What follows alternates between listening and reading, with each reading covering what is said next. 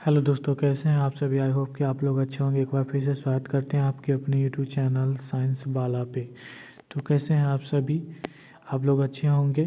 तो चलिए आज के इस सेशन को स्टार्ट करते हैं। सफलता सीरीज जो हमारा है, सफलता सीरीज का यह पार्ट नंबर होने वाला है 12 पार्ट नंबर होने वाला है। तो चलिए आज के इस सेशन को स्टार्ट करते हैं। तो पहला जो हमारा क्वेश्चन होने वाला है, इससे पहले जो हम टॉपिक किए हुए हैं, हमारा जो चैप्टर है respiration in plants. Respiration in plants क्या है? Respiration in plants. ठीक है, तो इसमें जो हम किए हुए हैं रिस्पायरेशन चैप्टर में, प्लांट्स में किए हुए हैं, पौधों में परिवहन, तो इसमें हम किए हुए हैं, क्या किए हुए हैं, ग्लाइकोलाइसिस किए हुए हैं। क्या किए हुए हैं दोस्तों? तो ग्लाइकोलाइसिस हम लोग किए हुए हैं। तो ग्लाइकोलाइसिस के बाद जो हमारा आता है, कोलाइसिस के बाद जो हमारा टॉपिक आता है वह आता है टॉपिक क्रेब्स चक्र और ईटीएस। क्या आता है? क्रेब्स चक्र और ईटीएस। ठीक है, चलिए आज की इस सेशन को स्टार्ट करते हैं। तो पहला जो हमारा क्वेश्चन है वह कहता है ट्राई कार्बोक्सिलिक अम्ल पथ का विस्तृत अध्ययन किसके द्वारा किया गया था? तो यह किसके द्वारा किया गया था? तो यह हेंस क्रेब्स के द्वारा किया गया था। किसके द्वारा? हेंस क्रेब्स के द्वारा किया गया था। अगला क्वेश्चन है हमारा, क्या कहता है अगला क्वेश्चन? अगला क्वेश्चन कहता है कि मौलिक, क्या कहता है, मौलिक डिहाइड्रोजनेज के द्वारा किस द्वारा बना पदार्थ होता है? ये क्या होता है? तो ये होता है ऑक्सीजेलो एसिटिक एसिड होता है। क्या होता है? ऑक्जेलो एसिटिक एसिड होता है। ऑप्शन नंबर सी इसका सही है। तो चलिए अगला क्वेश्चन देखते हैं। अगला क्वेश्चन है हमारा क्रेब्स चक्र। क्या है? क्रेब्स चक्र के दौरान ग्लूकोज अणु की ऊर्जा सामान्यतः स्थानांतरित होती है, तो वह किसके द्वारा होती है? तो वह होती है NADH और FADH के द्वारा। ऑप्शन नंबर ए सही है। अगला देखिए, सिट्रिक अम्ल में कार्बन परमाणु की संख्या होती है। ये महत्वपूर्ण प्रश्न है, ये पूछा जाता है। इसमें क्या पूछा जाता है? तो सिट्रिक अम्ल में कार्बन परमाणु की संख्या क्या है, ये पूछा जाता है। तो इसका ऑप्शन नंबर हो जाएगा, क्या हो जाएगा इसका? ऑप्शन नंबर बी हो जाएगा। 6 होता है। कितना होता है? 6। अगला देखिए, मेलेट की हाइड्रोजन किसके द्वारा ग्रहण की जाती है? मेलेट की हाइड्रोजन किसके द्वारा ग्रहण की जाती है? तो ये ग्रहण की जाती है NAD के द्वारा। NAD के द्वारा। अगला है ऑक्सीश्वसन किसके दौरान अधिकतम ATP निर्मित होते हैं? तो किस में होते हैं? तो ये होते हैं आपके ETS के द्वारा होता है। किसके द्वारा? तो ETS के द्वारा होता है। अगला है हमारा, निम्न में से कौन ETS का भी कॉम्प्लेक्स है जो माइटोकॉन्ड्रिया की आंतरिक झिल्ली में पाया जाता है? तो आंतरिक झिल्ली में कौन पाया जाता है? तो ATP सिंटेज पाया जाता है। कौन पाया जाता है? ATP सिंटेज। अगला है आपका, अमीनो अम्ल के निर्माण में कौन सा अमीनो अम्ल के निर्माण में कौन सा माध्यमिक यौगिक संलग्न है? तो कौन सा माध्यमिक यौगिक संलग्न होता है? तो ये होता है अल्फा कीटोग्युलेरिक अम्ल होता है। ठीक है। अगला है, एक क्रेब्स चक्र के दौरान कितने CO2 के मुक्त होंगे? तो ये महत्वपूर्ण है, इसे याद रखिएगा। ये एक क्वेश्चन पूछा जाता है BCEC में, क्रेब्स चक्र के दौरान कितने CO2 के अणु मुक्त होंगे? तो कितने CO2 के मुक्त होंगे? तो इसमें होंगे आपके 2। कितने होंगे? तो 2 होंगे। कितने होंगे? 2। चलिए अब अगला क्वेश्चन है, ETC द्वारा इलेक्ट्रॉन की गति के दौरान क्या होता है? तो इसके गति के दौरान मैट्रिक्स के pH में वृद्धि होती है। क्या होती है? मैट्रिक्स के pH में वृद्धि होती है। ये BHU 2012 का प्रश्न है, याद रखेंगे। अगला क्वेश्चन है, सिट्रिक अम्ल में डीकार्बोक्सिलेशन होता है जब क्या होता है? जब इसमें क्या होता है? जब इसमें सिट्रिक अम्ल अल्फा कीटो ग्लूटेरिक अम्ल में परिवर्तित होता है। ऑप्शन नंबर ए सही है। चलिए अब अगला क्वेश्चन की ओर हम लोग मूव ऑन करते हैं। अगला क्वेश्चन हमारा ये देखिए 12 नंबर क्वेश्चन हमारा क्या कहता है ग्लाइकोलाइसिस क्रेब्स चक्र तथा इलेक्ट्रॉन परिवहन, क्या कहता है, इलेक्ट्रॉन परिवहन तंत्र का कुल मिलाकर अंतिम लक्ष्य किसका निर्माण करना होता है। तो किसका निर्माण करना होता है, तो इसमें होता है छोटी छोटी चरणबद्ध इकाइयों में एटीपी का। ठीक है, अब अगला क्वेश्चन आ जाता है माइटोकॉन्ड्रिया की आंतरिक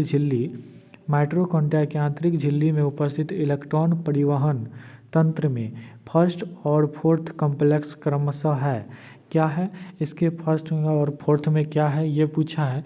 तो इसके फर्स्ट और फोर्थ में जो है ये होता है NADH डिहाइड्रोजनेज तथा साइटोक्रोम ऑक्सीडेज कॉम्प्लेक्स।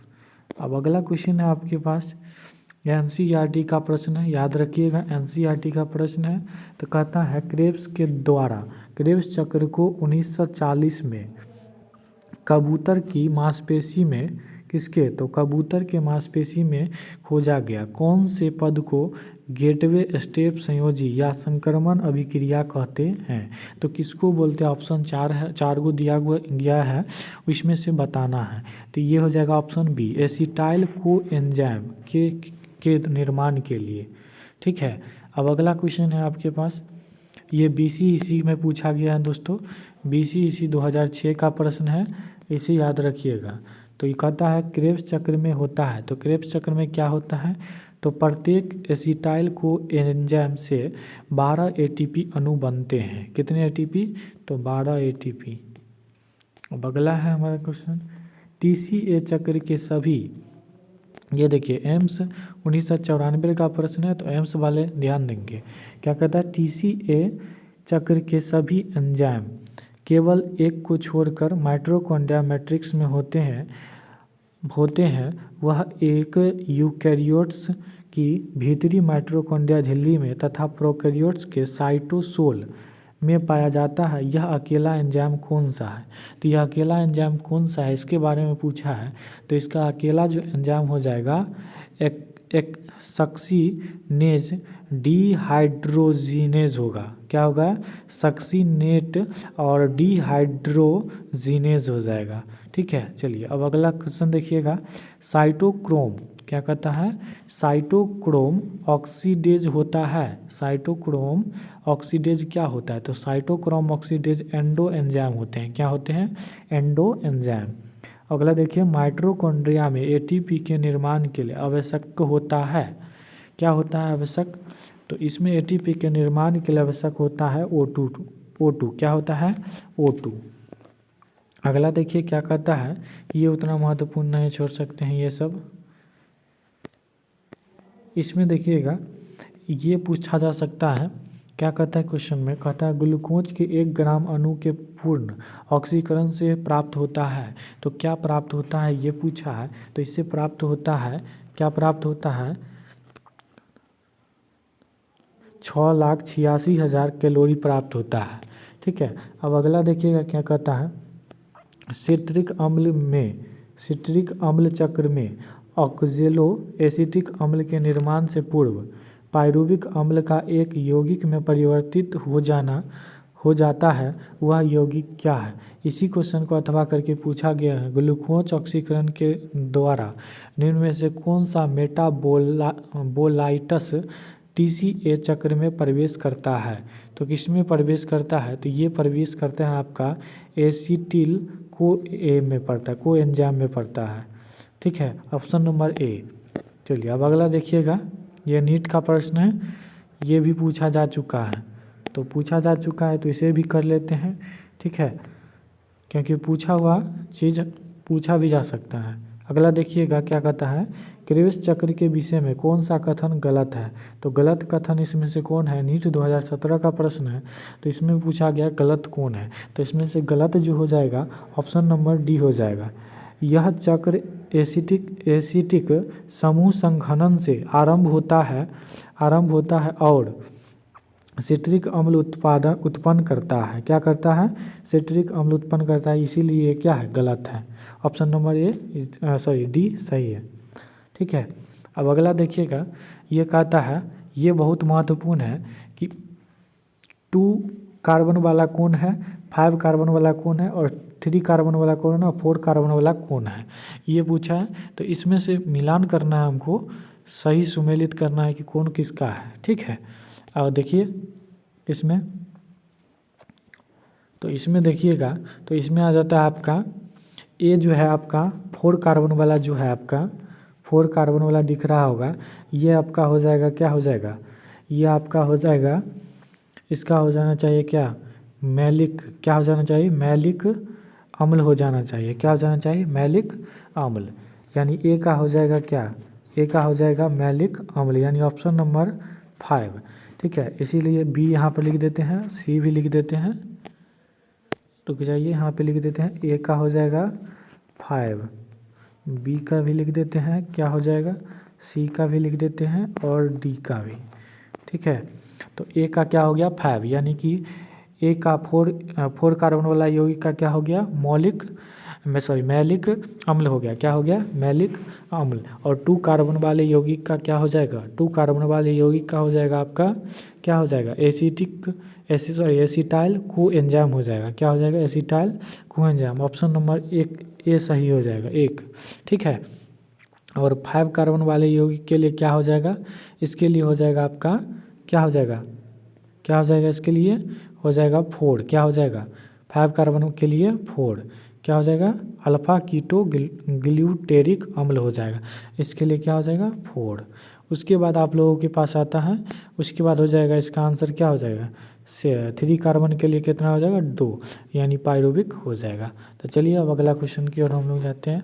क्रेब्स चक्र में OAA क्या कहता है, OAA क्या कहता है, क्रेब्स चक्र में OAA एसिटाइल कोएंजाइम से क्रिया करके बनता है, क्या बनता है, क्रिया करके, तो क्रिया करके एसिटिक अम्ल बनता है, क्या बनता है, एसिटिक अम्ल, ठीक है। अब अगला क्वेश्चन है जो कि बहुत सारा एग्जाम में पूछा जा चुका है, ये जिपमर 2001 का प्रश्न है और बहुत सारे एग्जाम में से पूछा जा चुका है। इसी क्वेश्चन को अथवा करके पूछा गया है, क्रेब्स चक्र अभिक्रिया TCA साइकिल की अभिक्रिया होती है, इसकी जो अभिक्रिया होती है, इसी क्वेश्चन को और पूछा गया है। पायरुविक अम्ल से एसिटाइल को एंजाइम के बनने में पायरुविक डिहाइड्रोजिनेज कॉम्प्लेक्स की आवश्यकता होती है, ये स्थिर होता है। तो इसका जो आंसर हो जाएगा हमारे पास, क्या हो जाएगा इसका आंसर, सी हो जाएगा, माइटोकॉन्ड्रिया की मैट्रिक्स में होती है, किस में होती है, माइटोकॉन्ड्रिया की मैट्रिक्स में। अब अगला क्वेश्चन है, क्रेब्स चक्र में क्या कहता है, क्रेब्स चक्र के संबंध में कौन सा सही कथन नहीं है, नहीं पूछ रहा है, ठीक है, यानी गलत वाला हमको बताना है। तो गलत इसमें से हो जाएगा बी, ऑप्शन नंबर बी हो जाएगा, इसका गलत हो जाएगा, ऑप्शन नंबर बी गलत हो जाएगा। माध्यमिक यौगिक मैलिक अम्ल होता है जो ग्लाइकोलाइसिस को क्रेब्स चक्र से संयोजित करता है। अब अगला क्वेश्चन की ओर हम लोग आते हैं। अगला क्वेश्चन कहता है क्या कहता है, ग्लूकोज की पूर्ण ऑक्सीकरण की किस अवस्था के दौरान ADP क्या कहता है, ADP से ATP के सर्वाधिक अणु बनते हैं, अथवा कर किसी क्वेश्चन को है, श्वसन क्रिया में फॉस्फेट बंधक ऊर्जा का सर्वाधिक मात्रा में उत्पादन होता है। तो इसका सर्वाधिक मात्रा में जो उत्पादन होता है वह होता है किसके द्वारा, तो ऑप्शन देखिएगा, क्रेब्स चक्र के दौरान होता है, किसके दौरान होता है, तो क्रेब्स चक्र के दौरान। और ये क्वेश्चन पूछा गया है BHU 2002 का प्रश्न है। अब अगला क्वेश्चन देखिए, ये महत्वपूर्ण नहीं है और ये नीट का प्रश्न है, तो इसे देख ही लीजिए, ठीक है, क्योंकि पूछा जा सकता है एम्स के एग्ज़ाम में। चलिए इसका देखिए, ऑक्सीडेटिव फॉस्फोरिलेशन होता है, ये नीट फेज 2016 का प्रश्न है। तो इसका जो आंसर हो जाएगा वह हो जाएगा, क्रियाधार के ऑक्सीकरण के दौरान इलेक्ट्रॉन के अलग किए जाने से उत्पन्न ऊर्जा द्वारा ATP का निर्माण होता है। चलिए अब अगला क्वेश्चन है, चलिए ये क्वेश्चन देखिएगा आप लोग, जिपमर का प्रश्न है, जिपमर 2001 का प्रश्न है, कहता ऑक्सीडेटिव फास्फोरिलेशन पाया जाता है, तो किस में पाया जाता है, तो ये पाया जाता है माइटोकॉन्ड्रिया की आंतरिक झिल्ली में, किस में पाया जाता है, माइटोकॉन्ड्रिया की आंतरिक झिल्ली में। अब अगला क्वेश्चन की ओर हम लोग मूव ऑन करते हैं। इलेक्ट्रॉन ट्रांसपोर्ट तंत्र के लिए एंजाइम स्थिर होते हैं। कौन सा एंजाइम स्थिर होता है ये पूछ रहा है। और अथवा करके इसी क्वेश्चन को पूछा गया है। क्या पूछा गया? कहता है कोशिकीय ऊर्जा श्वसन तथा डैश द्वारा ऑक्सीकरण से प्राप्त होती है। तो किससे प्राप्त होती है ये पूछा है। तो ये प्राप्त होती है माइटोकॉन्ड्रिया से। किससे प्राप्त होती है? तो माइटोकॉन्ड्रिया से। चलिए अब अगला क्वेश्चन की ओर हम मूव ऑन करते हैं। श्वसन एंजाइम क्या कहता है? श्वसन एंजाइम स्थिर होते हैं। तो ये बिहार में MD/AD में पूछा गया है 1995 में। BHU 2008 का प्रश्न है, याद रखेंगे आप लोग। श्वसन एंजाइम स्थिर होते हैं। तो ये जो एंजाइम जो है स्थिर होते हुआ माइटोकॉन्ड्रियल मैट्रिक्स में होते हैं। किस में होते हैं? माइटोकॉन्ड्रियल मैट्रिक्स में होते हैं। अब अगला है भोजन का ऊर्जा में स्थानांतरण। भोजन का ऊर्जा में स्थानांतरण होता है। तो भोजन का ऊर्जा में स्थानांतरण जो है वह होता है माइटोकॉन्ड्रिया में। किस में होता है? माइटोकॉन्ड्रिया में। अगला है इलेक्ट्रॉन स्थानांतरण के समय NADH प्लस FADH2 के द्वारा ATP अणु बनते हैं। क्रमशः कितने बनते हैं ये पूछा है। इसमें बनते हैं 3 तथा 2 बनते हैं। 3 तथा 2 बनते हैं। अब अगला है क्रेब्स चक्र में कौन सा सही क्रम है? तो इसका छोड़ सकते हैं, इसका उतना महत्वपूर्ण नहीं है। अब ये क्वेश्चन देखेंगे, पाइरुविक अम्ल के ऑक्सीश्वसन में CO2 कितने चरणों में निकलती है? तो कितने चरण में निकलती है? तो ये निकलती है 3 चरण में। कितने चरण में? 3। अब अगला है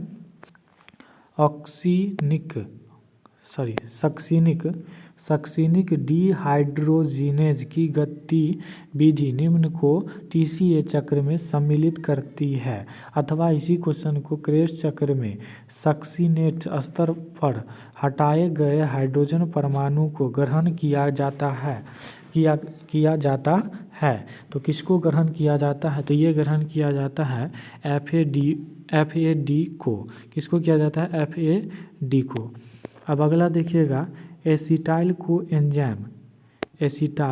कोएंजाइम A का पाइरुविक एसिड से बनना किसका परिणाम होता है? तो यह किसका परिणाम होता है? तो ये होता है ऑक्सीडेटिव डीकार्बोक्सिलेशन का।